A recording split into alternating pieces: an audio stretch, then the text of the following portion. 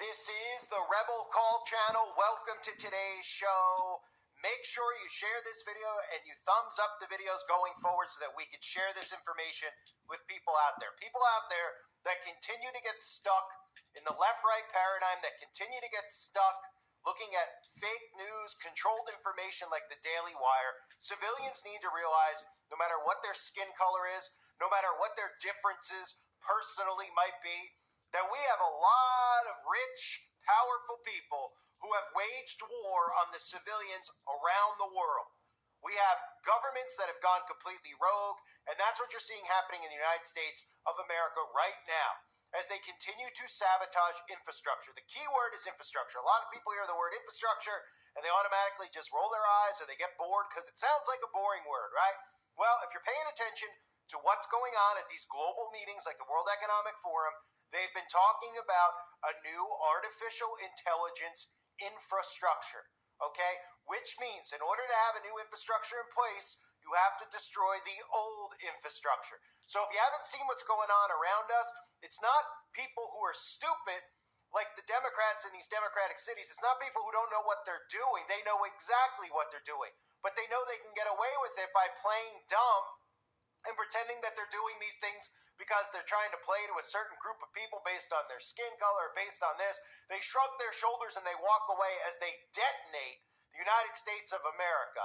And speaking of detonate, all one has to do is look at what just happened in Baltimore.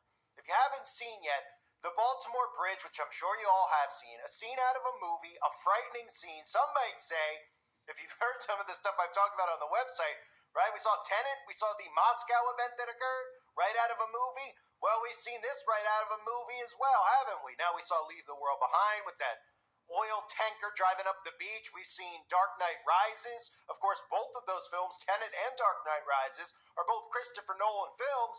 Of course, where we see a bridge detonated and we see a opera house event occur right before our eyes because this stuff is all scripted and planned in advance. And if you understand how predictive programming works, you'll understand how all this works. But what we need to focus our attention on first here is the infrastructure. Again, when I talk about infrastructure coming down, we're talking about new infrastructure being put in place. This is what the key component is at all of these globalist events, at the Bilderberg meetings, at the World Economic Forum. It is about artificial intelligence governance, which is an infrastructure that's in place where we are monitored and tracked 24/7. I'm not just talking about, your bank account being tracked. I'm talking about your steps being monitored. I'm talking about how often you leave your home, your carbon footprint. Every single thing we do will be monitored and tracked inside of this artificial intelligence governance, okay? There'll always be a boogeyman looking out after us, but we'll never know who the boogeyman is, right? Because they'll tell us it's AI.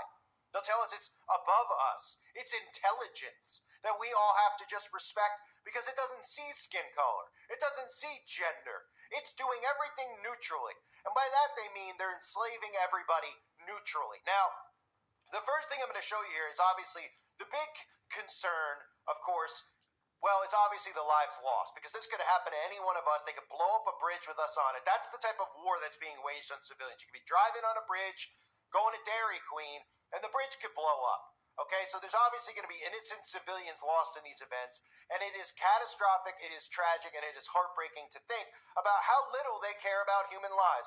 But clearly they've already shown us how little they care about human lives, because we can look at all the stuff they've done in the last 5 years, and we can just look around and say, yep, they don't care about any of us. They don't care about what skin color you are, or what gender you are, or nothing. They don't care what political affiliation you have. Even if you are loyal to the Communist Party, they will still run you over and devour you. And that's exactly what they're doing. So prayers to anybody affected by this. But what it looks like is obvious sabotage, does it not? Now, some people have seen some of the footage, and it looks like another detonation. Would it surprise anyone? Of course it wouldn't surprise anyone, because they love to detonate things, don't they? They love to detonate things and then blame it on, well, they blame it on, you know what, boats, airplanes, whatever they can. And people just seem to believe it. Now, the footage itself should be enough for people to say, okay, this is just too bizarre, that a ship would steer directly into the bridge the way that it did and veer off course. Now, they tell us that the potentially could have been cyber attack. They tell us a lot of things potentially. But what it clearly is an attack on the supply chain, because that is what's key here. You may remember a couple of years ago when we were all told to be afraid of the common cough, that our government was telling farmers, etc., to burn crops. They were telling companies not to ship anything. They were telling truck drivers not to go down to ports to pick up supplies, because part of this is to destroy the supply chain, because they want you to be dependent on them. He who controls the food controls the people. He who controls the water controls the people. Okay?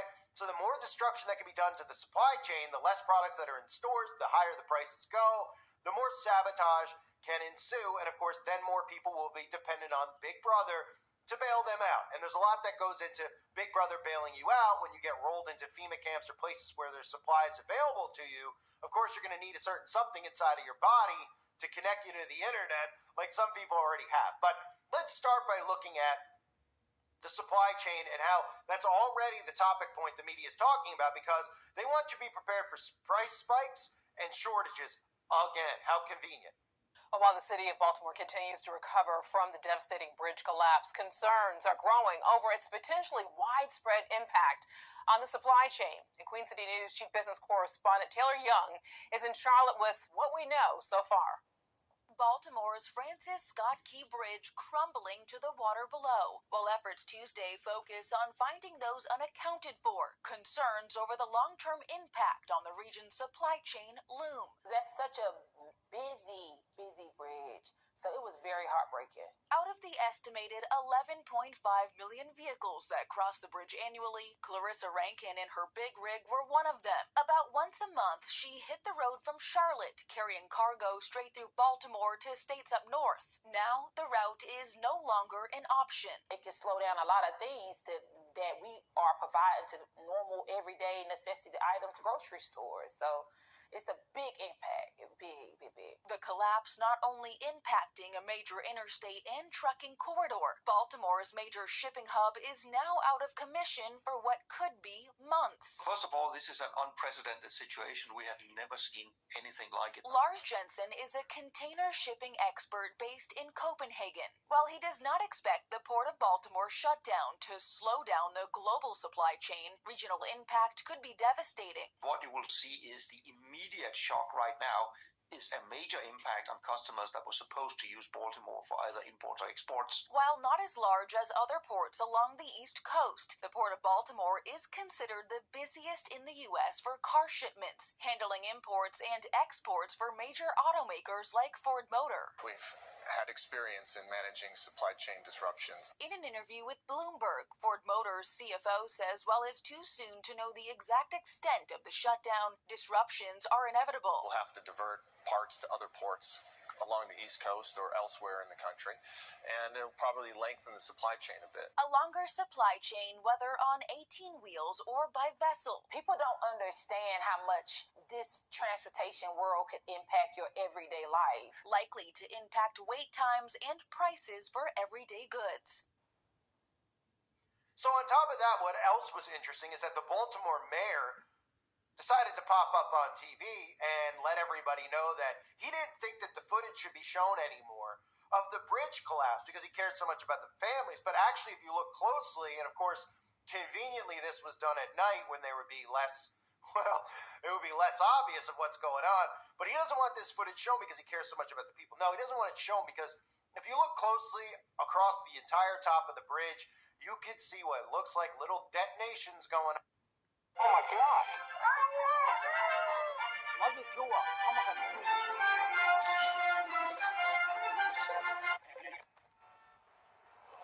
I told you to take Broadway. This always happens.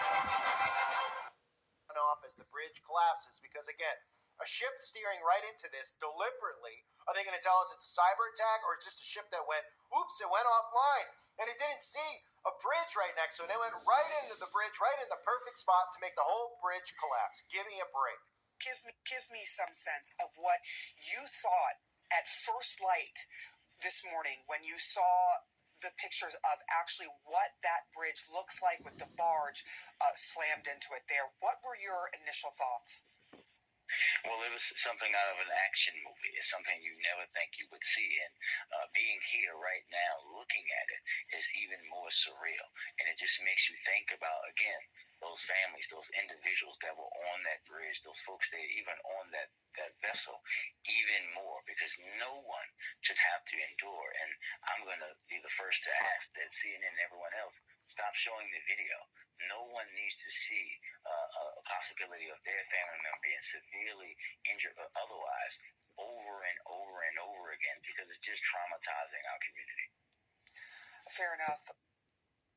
So clearly it sounds like the mayor, the Baltimore mayor, might have been afraid of that footage looking a little bit too suspicious, because he was, again, adamant that we shouldn't be playing it anymore, which, of course, should make all of us adamant to share the footage of the actual bridge. Just like they really didn't want a lot of the footage going around from a lot of these other false events that occur around our country, because people are too emotional. That anybody out there who looks at some of the footage of these school events that occur, how dare they look at this footage and question this footage?